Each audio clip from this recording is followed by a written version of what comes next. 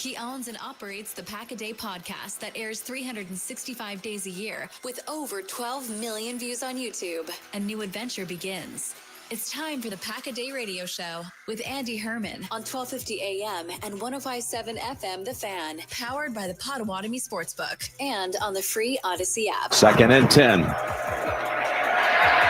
As Goff's being chased by Parsons. Look out! He's got him! His first sack as a Green Bay Packer. They got a twist, another twist. You go up, under, and look at the effort, the speed, the closing ability, the bend. Micah Parsons, you're in Green Bay, and they are happy. Number one for number one. Literal goosebumps. Good morning, Packers Nation. Happy Victory Monday. Welcome into the Pack-A-Day radio show. My name is Andy Herman. We are live from the 1250 AM and 105.7 FM The Fan studios and powered by the Potawatomi Sportsbook. It is a Victory Monday. Nobody I'd rather be celebrating with than Mike Spafford, Packers.com. He's going to be joining us today, 8:20 a.m. Make sure to stick around for that. I know you're not going anywhere because we are all Packers junkies right now, and none of us can get enough Packers content, enough Packers information, enough Packers talk, and know where you're going to find more of it than right here on the Pack-A-Day radio show. We'd also love for you to join the show. Nicolay Law Fan Talk and text line 414-677-1250. Again, 414-677-1250. Also, join us on YouTube and get those comments in, and we will see those as well.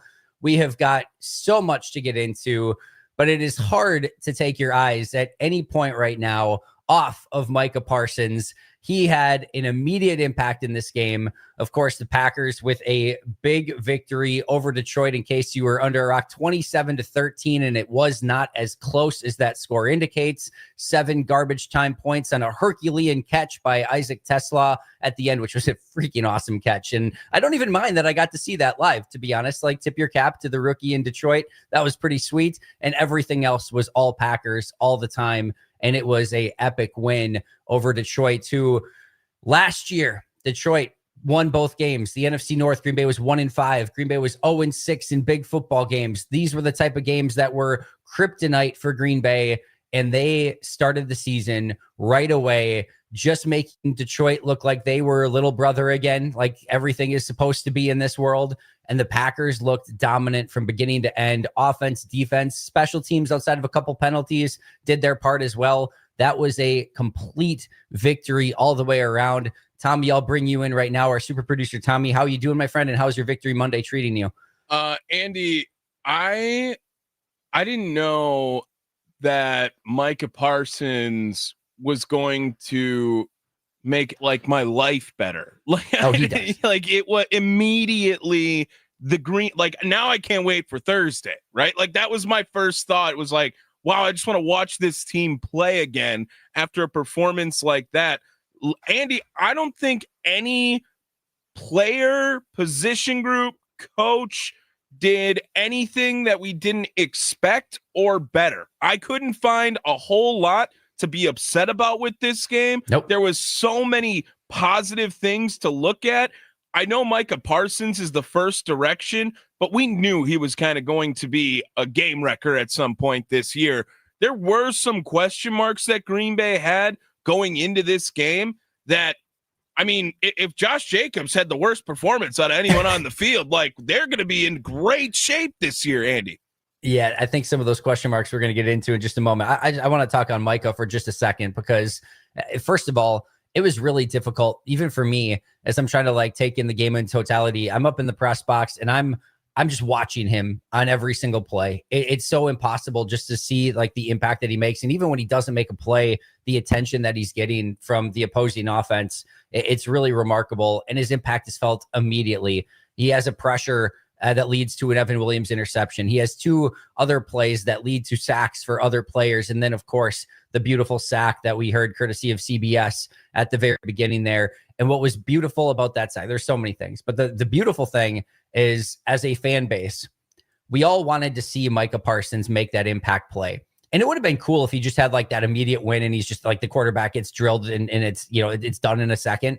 It was almost so much better seeing him get to chase it down from behind, because the anticipation that you had watching him, just knowing he's going to get there. Yep. The only person in the stadium or watching that didn't know Micah Parsons was going to obliterate Jared Goff was Jared Goff. He was the only everyone else saw exactly what was about to happen. And it just got that anticipation in the moment of like, oh, he's chasing him down. He's going to get him. He's going to get him. And then just gets him, brings him down. And the crowd explodes. Like just a pop that no return entry on Monday Night Raw could live up to. Like this was a Royal Rumble Stone Cold Steve Austin sort of pop that we saw from Micah Parsons. Same thing when he came out of that tunnel the first time. Same thing when he gets that sack. And to have that sort of impact, despite not playing his full normal range of snaps that he would play, despite not being 100%, despite not knowing this defense yet, despite having to go against a all-pro offensive tackle that he did this against. Tommy, what are other teams going to do when they don't have a Penei Sewell, when Micah Parsons is playing 50, 60 snaps, and when he is 100% or at least much closer to it? I am worried for other teams, because not only did he go out and play the way that he did, but it's like you and I talked about. It's like getting an ace on your team that already had a 1, 2, 3, 4. And all of a sudden that first guy, Rashawn Gary, moves to second in the order. LVN moves to third. Devontae Wyatt moves to fourth. And it's just like everything fell into place and everything looked amazing. His impact cannot be overstated. Yeah, Andy. And you want to talk about like what got me the most fired up? What got me more excited? It was this line in his post presser yesterday, because I'm all in on Cheetah package. Yeah, Cheetah. Oh, it's gonna be, bro. It's gonna be so good. And I'm telling you, I think Van Ness is gonna have his best year yet this year. I'm gonna make sure of it. That guy, he's a very selfless player. Like, he's very selfless. He's one of them guys that can go anywhere. He plays the run. He does everything. He's the high quality player that you just want to be around. So I'm gonna make sure that guy gets as many plays as possible. I believe in him, and I told him, I said, I think you can be like a Cameron Wake. You could be like a Julius Peppers. You're a 4-5 guy, and it's time for you to show it. And we're going to put it together. We're going to keep working out together, keep labbing, and I'm excited to see how that turns out for him. Andy, as the number one Rashawn Gary and Lucas Van Ness hater in the market, maybe, I'll take those two all day. That was the best Lucas Van Ness has ever looked as a Green Bay Packer. That game, for sure. Rashawn Gary, I thought the first half was a little quiet, but then obviously he gets the sack and a half later on. Like, again, I'll take that. And when you put Micah Parsons' athleticism out there, it elevated everyone else's athleticism. Andy, defense is all about putting your 11 most like athletic and fast guys out on the field at a time.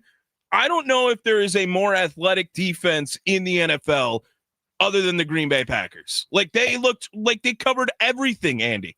And the beautiful thing is, it's one thing to have athleticism. They played really smart football. They communicated insanely well. They rallied to the football. They tackled well. They were physical. Like, it wasn't just like that one trait. It wasn't just like, well, they're fast, but they can't. They held up against the run. One of the better run offenses in football over the last few years. Jahmyr Gibbs couldn't do anything. And when you talk about this speed and athleticism, one of the things that we were really hyped up about, Tommy, with this team is the star at all three levels. You've got Micah on the first level. You've got Coop on the second level. You've got X on the third level. And X would I can't even, if anyone has the chance to go back and rewatch this game, watch how many times Jared Goff looks downfield and has to check it down. You want to know how much he had to check it down? How many catches do you think Jahmyr Gibbs had in this one, Tommy? I know the answer. I know the answer only because my fantasy opponent got like 1,000 points from Jahmyr Gibbs, despite him doing absolutely nothing. I digress. 10 catches. And do you know how many yards he had on those 10 catches? 37 or something, right? In the 30s. Yeah. It was like 3-point-something yards per catch. Mm-hmm. There were so many checkdowns because the safeties, specifically Xavier McKinney, but I thought Evan Williams had a great game as well, had everything covered up over the top. There was nowhere to go with the football. Credit to the corners as well, who I thought had a great game. But everything that just had a shell over it. You could not pass deep, despite having Amon-Ra St. Brown, Jameson Williams, Isaac Tesla. Like, they just could not get anything going deep down the field. And it was just check down after check down after check down after check down. And then that's where that second level comes in. Because guess what? Jahmyr Gibbs on checkdowns, Sam Laporta on checkdowns, those guys are not easy to take out of the game still. Bijan Robinson yesterday had a little flare pass out in the open, makes one guy miss and takes it in the end zone for a touchdown. If you don't have that guy that gets to him immediately, meaning Jahmyr Gibbs in this case, he will do the exact same thing that Bijan Robinson did in the Buccaneers-Falcons game yesterday. He will take that thing to the house and take it for a touchdown. Every single time Jahmyr Gibbs catches a check down, Quay Walker or Edgerrin Cooper are there waiting for him and have him to the ground immediately. I mean, immediately. There's nothing doing on those little check down plays. I mean, 10 for 30 something in receptions is absurd. So second level, they're doing all their job after the secondaries and X is doing his job on the back end. And then you've got up front, and we talked about Mike already, but how about Colby Wooden, Devontae Wyatt, those guys bringing the A game inside, stuffing up the run. When you get to a point where everything's covered deep, because again, you've got the great play of Xavier McKinney. And I thought the entire secondary played really smart football. Everything's covered deep. You can't go deep. You can't run the ball despite Green Bay sticking in two high safeties. And now all of a sudden you've got that insane speed in Edgerrin Cooper and Quay Walker, and they're just tackling everything underneath. Good luck. There's not anything that you can do. And you might say like, well, yeah, they kind of moved the ball up and down the field on Green Bay. Sure. Green Bay was willing to let them have some of those checkdowns. And sometimes it gets a little bit annoying and it can be a little bit ball control. But guess what? When you get to the red zone and all of that space now condenses and you have all of those players that are now covering less grass and everything is so much more difficult. Now, all of a sudden, you get to the red zone, and we saw it yesterday. First 3 red zone opportunities for Detroit. Field goal, interception, field goal. And it, again, took a Herculean catch from Isaac Tesla, which might end up being the best catch of the year at the end of the year already, to get in the end zone in complete garbage time, I might add. And I would also argue that Carrington probably could have played that one just a little bit better as well. It doesn't matter. And we're not nitpicking that one today. But overall, the defense was phenomenal on all 3 levels. I give so much credit to Jeff Hafley. I mean, he has this team. Again, it's one thing to have the athletes and everything. He has them playing so smart, so sound. I just love, Tommy, the old joke with some of the old defenses would be how much communication and pointing there was after a big play was given up. Like, oh, everyone's pointing at each other. You were supposed to do this. You were supposed to do this. And it almost was a meme at the end of it. And now it's all of that communication is still happening. It's happening pre-snap. Everyone's on the same page, understanding their assignments. It was really beautiful defensive football yesterday. Well, and Andy, like, not to make it, turn it into a Brewers segment, but I compared it yesterday to Milwaukee with the added, like, what we saw yesterday was Green Bay so not concerned about anything else except the play that was happening every single time. It was just like so perfectly communicated all across the defense that it was like, don't worry about if we had a good play, the last play, like next play now, go from there. And it was, I thought that I really am so excited for this front seven now for like the rest of the year, because not only was the rushing ability awesome and much better than it usually is, but the luxury of having Edgerrin Cooper and Quay Walker, who can both dart to either side of the field with their freak speed and athleticism. Like, that's why Jahmyr Gibbs was able to go nowhere. Andy, they gave up 40 rushing yards to the Lions, who two times last year, they were well over 100 yards as a tandem last year at both games. Green Bay hasn't beat them at Lambeau in like 3 years, right, at this time? I mean, this was such a huge win, and they already matched their division win total from a season ago against a team who is supposed to be competing like to make deep playoff runs all year. Yep. It was dominant. And of course, you're listening to us here on the Pack-A-Day Radio Show live from the 1250 AM and 105.7 FM, the Fan Studios, and powered by the Potawatomi Sportsbook. Remember, we got Mike Spafford coming up in probably 6-7 minutes here. But yes, a complete and total domination of one of the better teams in football. I still expect Detroit to be really, really good. I mean, but some of these stats, as you're mentioning, David Montgomery had 11 carries. They went for 25 yards. Jahmyr Gibbs had 9 carries, went for 19 yards. Detroit had 22 rushes for 46 yards on the day.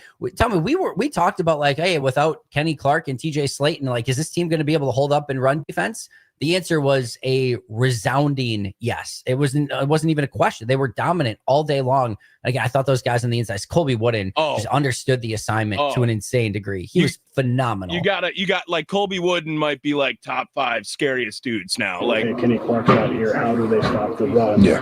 How personal did you take that going against a team like this wants to run it at you? Oh, I for sure took that personal. I'll tell you, like, my dad called me on he called me Thursday. Do me a favor. Shut him up. Hey, bet. So, I just did my job, went out there, stopped the run. I took it personal, honestly. I felt like, it was kind of disrespectful, like, oh, they're going to run the ball. So I made it my mission to, we made it our mission to stop the run.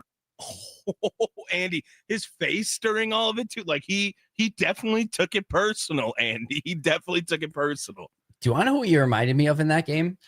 Mike Daniels. I saw some real Mike Daniels of him. Just again, sort of the nastiness, the intensity in the middle of the defense, his ability to penetrate, get into the backfield, just kind of even some of the mean mugging he was doing. I saw a little Mike Daniels in Colby Wooden in that game. I was so impressed by him. He a real unsung hero in that game. Yeah, I thought that Colby Wooden played phenomenal. I thought, like I said, the person who impressed me the most was Lucas Van Ness. Like that was easily his best game as a Green Bay Packer. And the offense was very impressive too. Like we've kind of neglected it. The first half was great. They obviously play a little more conservative in the second half, try to get Josh Jacobs working a little bit more during that time as well. But I mean, that's about that. I mean, you take a 2-play drive with a bomb to Romeo Doubs and a touchdown to Jaden Reed right after. The offense looked phenomenal too. And that was completely the opposite of what I thought Green Bay would have to do to look that good on offense, right? It was all going to be, let's get Josh Jacobs moving, get the run game established, all of that great stuff. And Jordan Love was out there slinging the pill in the first half, Andy. And he was. And I want to talk to about, that little lull or whatever. This team in totality. So I'm taking the 3-play punt right before halftime out because they had to sort of be conservative in that situation because they didn't want to give the ball back. They would of course like to have picked up the first down, but I'm taking that drive out of it just because they were sort of in a precarious position where you've got a 17-3 lead, you're backed up in your own end zone, and you don't want to give Detroit back the ball with the opportunity to double up both before halftime and then, right after half getting the ball as well. So taking that one out of it, they go touchdown, field goal, touchdown, punt, touchdown, field goal, and then it's the end of game. So I know that everyone looks at that third quarter and says like, oh, those they slowed down or they took their foot off the gas or whatever. All right, so you get the ball in the third quarter, you're up 17-6, right? You've got an 11-point lead at that point, and you haven't really been able to establish the run. So you come out in that, and on first down you run, and you get 6 yards on the play. All right, so you get 6 yards. It's 2nd and 4. You're feeling good. And so what do you immediately want to do? You want to immediately do, all right, that was our first good run. Can we do it again? Can we get back-to-back successful runs? So now you get a 3-yard pickup, sets up 3rd and inches, maybe 3rd and 1. And they kind of they go high tempo to keep that Detroit Lions defense on the field because they didn't have their big guys in that were ready to stuff it up. So they kind of go high tempo, get the ball to Josh Jacobs to pick up that 1 yard. If he picks up that 1 yard, that drive continues, and they're probably now cooking with gas. Detroit just won up front on that specific play. It was kind of a bad RPO read by Jordan Love. It also was a bad RPO read by Jordan Love. He probably should have thrown it outside. I don't necessarily fault him for giving it to Josh Jacobs with a yard to go either. It's usually not a bad choice. But yes, the read was probably to go outside on that play. And so I just think it wasn't necessarily a lack of aggression. You just had 2 good runs. You wanted to set it up on 3rd and 1. You give it to Josh. That's what people are going to do in most cases in that scenario is give it to Josh. It just didn't get blocked up front very well. And then they come back and they have an 8-play, 39-yard drive. And yes, that last play, maybe a little bit of an aggressive shot or maybe one that was a little bit contested. Jaden Reed can just come up with that ball too. And again, I'm not nitpicking here. I thought Jaden Reed had a great game. The offense had a good game, but Jaden Reed's got every opportunity to go. It's a combat catch situation, but he's got the ability to come up with that ball. That was a dime by Jordan Love. Also, again, maybe Jordan could have taken something a little bit more underneath, but you know what? I want Jordan to play with that mentality of like, hey, I'm going to take my shot. And he put it on him. I mean, he could not have placed that ball any better for Jaden Reed. It's not an easy catch by any means, but it's one that Jaden would tell you he can come down with. So I think sometimes it didn't work out, but I just thought in that phase of the game, that third quarter, You just had a situation where you just couldn't pick up a 3rd and 1. It happens. And you also just had a play where Jaden Reed couldn't quite come up with. It happens. Yeah. But I didn't necessarily think that they took their foot off the gas. I think it was just more circumstantial than anything else. But yes, offense was fantastic. Defense was fantastic. It was a 3-phase victory outside of, again, a couple special teams penalties, just a couple things here and there that, of course, you want to clean up. But for a first week against a team like that, where you don't even have Christian Watson or Nate Hobbs, Micah Parsons playing a portion of what he's normally going to play, I thought that was as good as it could have possibly been.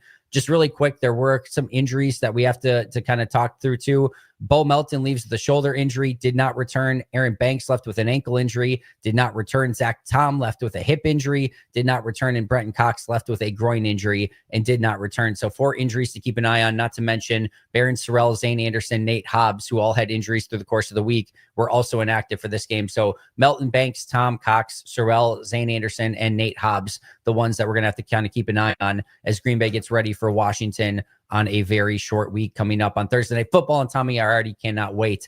Football Talking the Fans is presented by Paramount Plus. You can't count on much these days, but you can always count on Sundays with the NFL on CBS and Paramount Plus. Watch your local NFL game live every Sunday on CBS and Paramount Plus all season long. Visit ParamountPlus.com/NFL to get started today.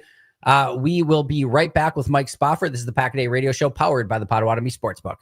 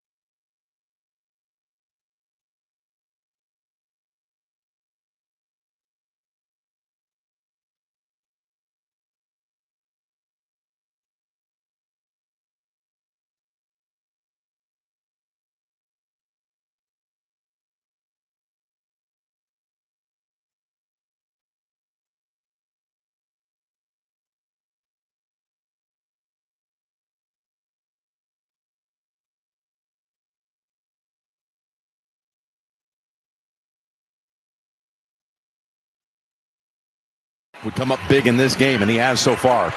Here he is throwing to the end zone. He's got a touchdown pass to Jaden Reed. Packers on the board again. Back, Packers fans, it is Victory Monday. Here we are on the Pack-A-Day radio show live from the 1250 AM and 105.7 FM, the Fan Studios, and powered by the Potawatomi Sportsbook. My name is Andy Herman. We are 54 and sunny in Milwaukee right now, high of 71, low of 54. Should be a gorgeous day. Also a reminder that the Mason Crosby Show is coming up next from 9 to 11. But right now, we have the very wonderful Mike Spafford, Packers.com. You can find him on social media at Mike Spafford. He is joining us on the Fan Guest Hotline, powered by Gruber Law. Mike, it is a great day for the Green Bay Packers and their fans. How are you doing, my friend? I'm doing well, sir. How are you? I am fantastic. I'm just going to start with this. That could not have gone much better for the Green Bay Packers if they could have WWE scripted that thing out. That was a heck of a game to be at, Mike. Yeah, it was. I mean, you mentioned the injuries a little bit ago, and that's really the only thing that was kind of a downer on this one, and especially with the two starters on the offensive line. You hope there's nothing too serious there, but yeah, I mean, to come out of the gates with a win against that team, and in fact, a pretty commanding win. I mean, the Packers got when they reestablished that 2-score lead on the touchdown to Jaden Reed midway through the second quarter. The Lions never got within 1 score the rest of the game, and to have a multi-score lead against that team for 2.5 quarters. That's not easy to do, and the Packers were in control of that one. Yeah, it's funny because one of the things that I think a lot of people talked about going into that game is getting off to a fast start. It was really one of Green Bay's kryptonites in big games last year, was that inability to kind of get your foot into the game and really just start off on the wrong foot. And it's funny because all week I said, you can't be down 17-3 in the second quarter. You cannot be down 17-3 in the second quarter. You've got to be in this game. And it was the exact reverse. They were up 17-3 in the second quarter. And it was awesome to see this team come out with, I mean, that energy on those first two drives, the offensive drive and the defensive drive to start the game. I mean, even Jordan, who's usually pretty even keeled, was fired up out there. Like that was a tangible energy that you could feel, and they brought it right away. They were not holding anything back, and they put that beautiful drive together and then followed it up with a great defensive 3-and-out. Yeah, you could tell that team was ready to go from the word go. Yeah, no question about it. And the way they were able to adjust right away offensively with not being able to get Josh Jacobs going on those early drives, the Lions were determined to stop Jacobs and not let the Packers control the line of scrimmage in that way. But then you saw when Jordan Love was dropping back to pass, there was nobody near him. The pass protection right from the beginning of the game was absolutely spot on for Green Bay. And when you talk about the fast starts, I mean, you get an example right there of how precarious it can be in a way, because on that opening drive for a touchdown, the Packers had to convert on 3rd down 3 times on that drive. And none of those were, 3rd and shorts. I mean, they were, 3rd and medium to 3rd and long.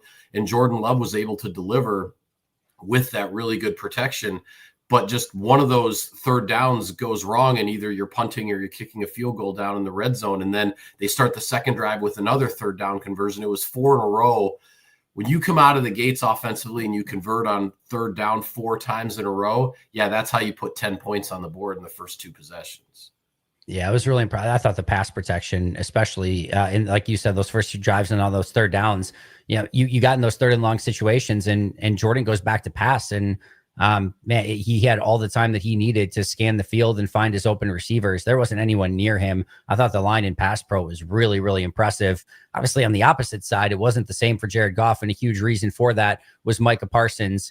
He immediately had his impact felt pretty much all throughout the game as he was in there. What did you see from MICAH and how the crowd responded to him?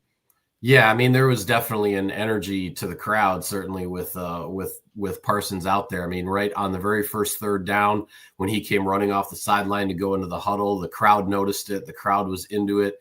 And the impact that Parsons made when, it didn't count for him on the stat sheet was obvious. It was undeniable. I mean, that very first 3rd down, he forces Goff to hurry a little bit and take a check down, which it was a game of check downs for Jared Goff and that Lions offense. And, on the first 3rd down of the game, they lose 2 yards on a pass completion. So Then you see later on, he draws a double team, still kind of gets a little bit of pressure. And then Van Ness and Gary share a sack. He beats Sewell with the inside move, and Evan Williams jumps the route in the red zone to get the interception. All three of those plays, there was nothing on the stat sheet for Micah Parsons, but he had an impact on the defense on really good plays for Green Bay's defense. And I felt that was kind of the standard. I don't know what you thought, Andy, but just in watching not only the way Jared Goff kept taking the checkdowns and everything, it almost seemed like he was looking like his eyes were dropping to Micah Parsons and where he was when he was dropping back to pass. He was very, very conscious at all times of where Parsons was anytime that he was on the field. And even just that mental psychological factor, I think, had an impact on Detroit, because obviously they didn't have a ton of time to prepare for Parsons with him coming to Green Bay so late, and they were trying to limit his impact, but I thought it was definitely there. Yeah, the first thing I'll say is I don't blame Jared Goff in that situation. My internal clock probably would have sped up a little bit as well. Funny, the only time it didn't is the time where Micah was able to kind of chase him down for that sack, which was just such an incredible play. But I think to your point, I think that clock is naturally going to speed up for quarterbacks when you're fit, and especially if Rashawn Gary and LVN, Devontae Wyatt continue to play like they did in this game. It becomes something where you do start seeing or feeling ghosts in the pocket, and your eyes do start lowering, and you may take a check down a little bit sooner than you even need to sometimes. And I think that, to your point, just goes to the intangibles with Micah Parsons that aren't even going to show up on a box score, that even on the plays where he's not pressuring, the attention that he takes. I mean, Rashawn Gary was getting one-on-ones so much more consistently than he's ever used to getting, and that helped him in this game. His impact is felt even when, again, he's not even necessarily doing anything fancy on the play, because it just does psychologically help you, and it helps everyone else out on the defense as well. We're being joined by Mike Spafford, Packers.com. Find him on social media at Mike Spafford. That kind of brings me to the next one, that interior defensive line. There were certainly questions. No TJ Slayton, no Kenny Clark. It's not like they went out and also got a new second or third round pick or a big free agent signing. This is mostly the three players that played by far the most at defensive side. I think Nasir Stackhouse played 8 or 9 snaps in this game defensively. The three that played were all three carryovers: Devontae Wyatt, Carl Brooks, Colby Wooden. You weren't quite sure what you were going to get. Warren Brinson was not active for this game, yet they stepped up to the occasion and really were impressive against that interior of the Lions offensive line. Yeah, I thought so. I thought the Packers were really stout. I mean, to hold that two-headed monster of a running back, Gibbs and Montgomery, to 44 yards, I think that they combined for 46 total rushing yards for Detroit as a team.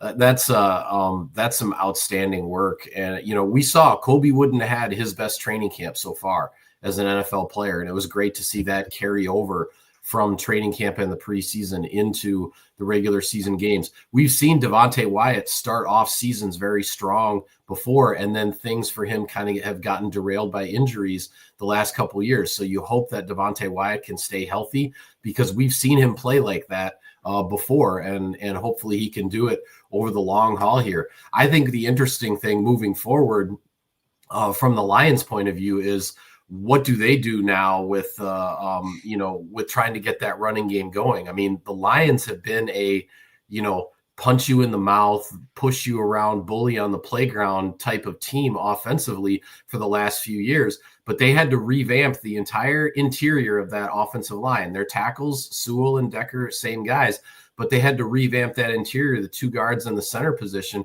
and that did not look like the same punch you in the mouth, bully you around offensive line that we've seen for the last couple of years. So it's just one game. The Lions have a long way to go. They'll probably get, some things figured out.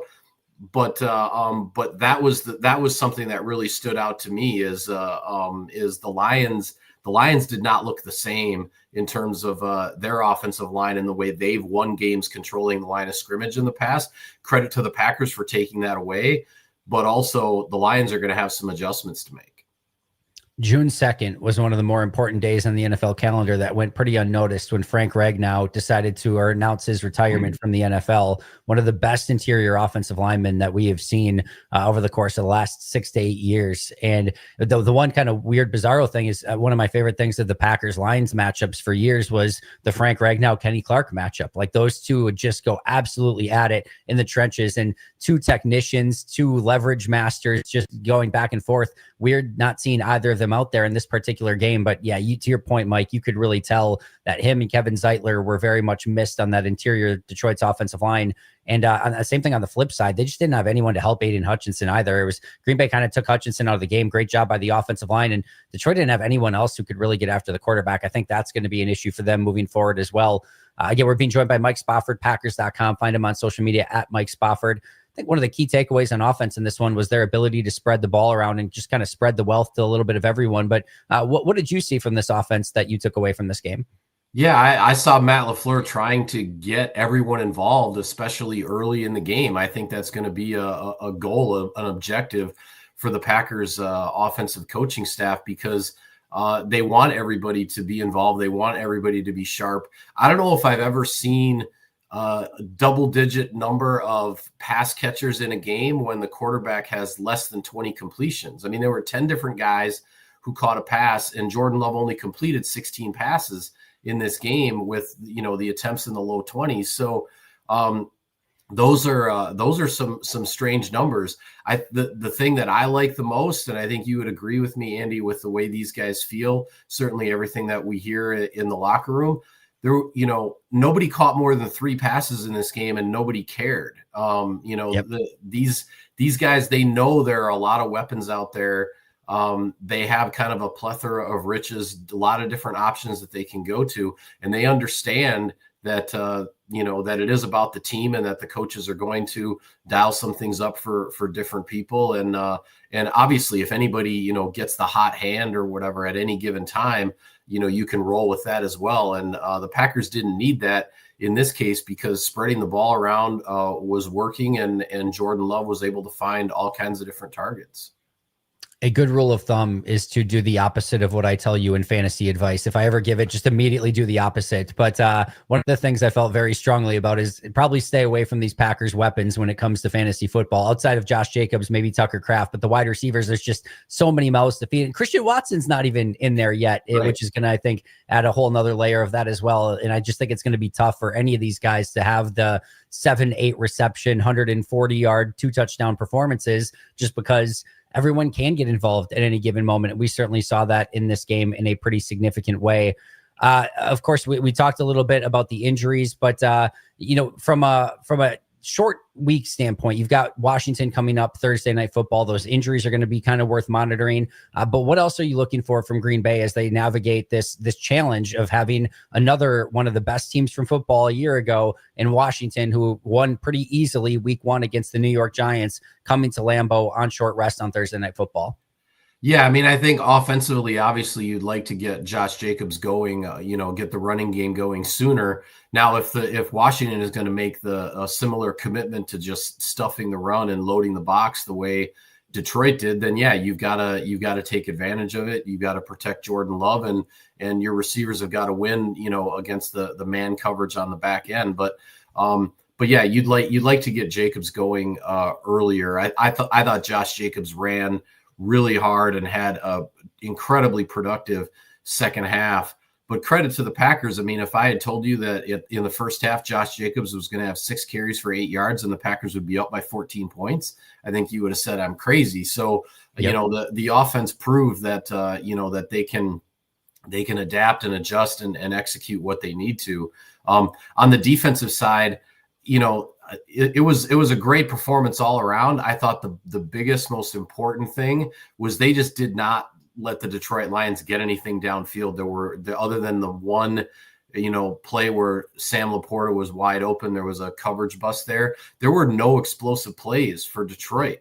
Jared Goff completed 31 passes and barely got over 200 yards. I mean, it was the dink and duck, check down show. Now, I think Jaden Daniels and Terry McLaurin and that Washington offense, I think they're going to try to challenge Green Bay down the field quite a bit more. And obviously with Daniel's mobility in the pocket, he can get away from the pass rush and try to create some things off schedule and really try to threaten Green Bay down the field. So trying to keep a lid on those big plays the way they did against Detroit. If defensively they do that again against Washington, I like this defense's chances of getting stops in the red zone. They got 3 of them against the Lions, 2 field goals and then the interception by Williams. If you make a team, work hard, go the long way, go the hard way to get all the way down the field, not let them get those big chunks. I like Green Bay's chances defensively of being able to get a stop and keep them out of the end zone. It is so hard to put up points in the NFL when you cannot get explosive plays. Amon-Ra St. Brown, 4 catches, 45 yards. Jameson Williams, 4 catches, 23 yards. Khalif Raymond, 2 for 16. And Tesla, 1 for 13. They held the entire Lions receiving corps under 100 yards in this game. It was just a really impressive overall job by that Packers secondary. And, of course, the pressure up front helped quite a bit as well. Again, Mike Spafford, Packers.com. Follow him on social media at Mike Spafford. Mike, before I get you out of here, what do you take away in the long term from this game? What was maybe something that you saw in this game that you're like, that is going to have a huge impact down the road? Or maybe we got an answer to a question of a potential weakness, or maybe it's just the fact that they picked up a win against Detroit in the NFC North. What were maybe some of the long-term implications of what you saw from this game? I would say a few things. I mean, the first thing right off the bat is that, Jordan Love having the surgery on his left thumb and missing a couple weeks of training camp and stuff didn't really seem to affect him. I thought, you wouldn't have known that Jordan Love missed a big chunk of training camp the way he came out and played. So I thought that was pretty impressive. On the defensive side, certainly the way they were able to adjust on short notice with the run defense without Kenny Clark, losing him in the mix right at the end of the preseason there with the Parsons trade, and being able to step up and contain the run. And then really just, the way the defense tackled. I mean, one thing we're not talking about, which is what we're a lot of times talking about in week 1, is missed tackles. And when you look at the fact that David Montgomery and Jahmyr Gibbs, you combine the rushes and the receptions, those 2 guys touched the ball 34 times in this game and did not have 100 yards total, rushing and receiving combined. That's because the Packers were tackling well. They did not let those guys break tackles, get to the second level, and do the dangerous things that they're known to do. So I thought those 2 things in particular were really, really good signs for week 1 for Green Bay. And yeah, now it's a quick turnaround. Try to get your body back, learn what you can on the Commanders, get a game plan put together, and go out there on Thursday night and try to get off to a fast start again.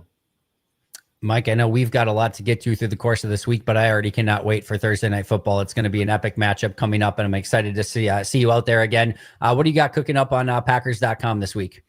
Well, we've obviously got all of our game coverage from last night on the website right now. Wes and I will be back with another Packers Unscripted on Tuesday, just the 1 episode this week because of the game on Thursday night. And we have a lot of the main media access day this week is on Tuesday with some assistant coaches as well as locker room. So we'll see what everybody has to say and find some good stories out there. And no practice availability this week for us, so we're not going to be able to tell some of the injury stuff, but we'll get to the bottom of it, I'm sure, as much as we can, and Mike will be right there, so make sure you're checking out all of his work over at Packers.com. Mike, we will certainly be reading and watching. Cannot thank you enough for coming on this Victory Monday. You enjoy the rest of your day, and we'll talk again soon. All right, you too, Andy. Thanks for having me.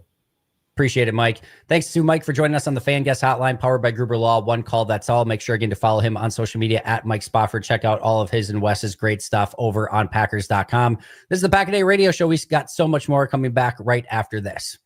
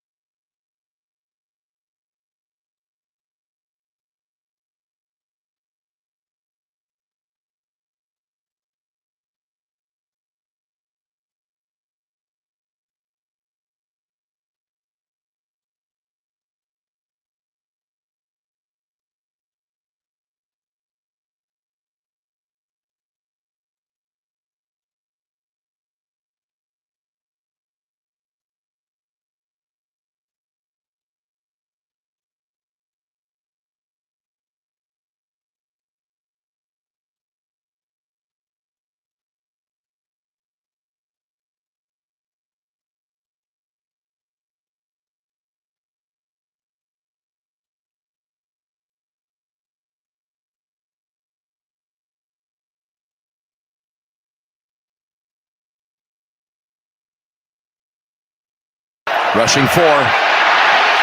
Goff taken down at the 32-yard line.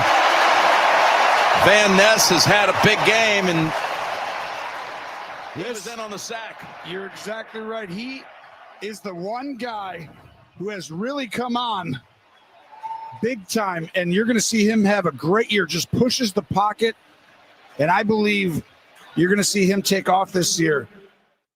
It's a bad day to be an LVN hater. It's a bad day to be an LVN hater. Welcome back to the Pack a Day Radio Show. A huge thank you to Mike Spafford for joining us this past segment. Reminder that the Mason Crosby Show coming up next from 9 to 11. Also, an important PSA for our listeners. The Pack a Day Radio Show is also a podcast. You can find us anytime on Apple Podcasts, Spotify, or wherever you get your favorite pods. Catch the full episode, listen by individual hour, or jump straight to the highlights. Just open up your favorite podcast app, search Pack a Day Radio Show, hit the follow button so you get every minute of the show your way and on your time. You can find us, of course, on the Pack a Day podcast as well. Two totally different things. Follow both of them, and they are both absolutely epic. Anything with the Pack a Day brand on it, you just know is going to be quality. I guarantee it. Guarantee it.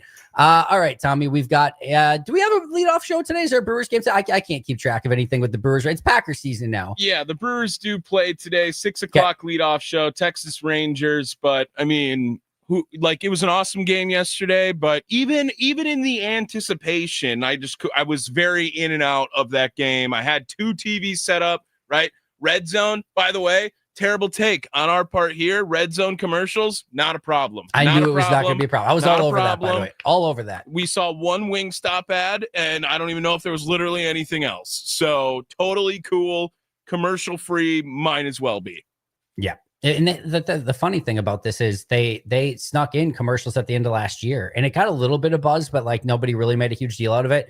It was basically just carrying over what they did at the end of last year, and it was not anything, I get the concern of like, oh, you sneak a couple commercials in and then all of a sudden it's 4 commercials and then 4 becomes 8 and 8 becomes 16. And all of a sudden there's a Buick logo on the screen the entire time. And I understand the trepidation. I really do. But if it's that, there was no issue whatsoever with that.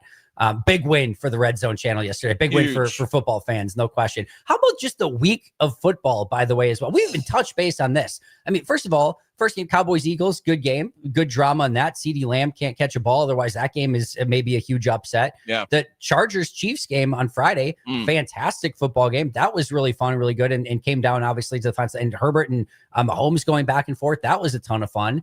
And then you obviously get the opening, the noon games with Rodgers and going against his former team. That was a fun game. The Falcons-Buccaneers game comes down to the wire. Then, of course, we get to enjoy the Packers beating down the Lions in the 3 p.m. window. And then last night, Tommy, it's game of the year. It's game of the year already. My God. That's going to be game of the year. It's not even going to be close. What an awesome Sunday Night Football standalone game. I cannot believe the Bills came back and won that game. Like that's going to be game of the year. Hands down. That's one. There's certain games that like, even from my childhood that I just remember like just inherently. And this is going to be one of those that like, I think people who watched it and kind of really got the roller coaster of that game. That's one of those games that you remember when we watched Lamar Jackson and Josh Allen just go toe to toe and just completely tear it up. And yeah, Jair, listen, I'm cheering on Jair. I hope he has a good season in Baltimore. This is not a Jair Alexander hate tweet or hate comment or anything like that. Like I legitimately am cheering on the guy.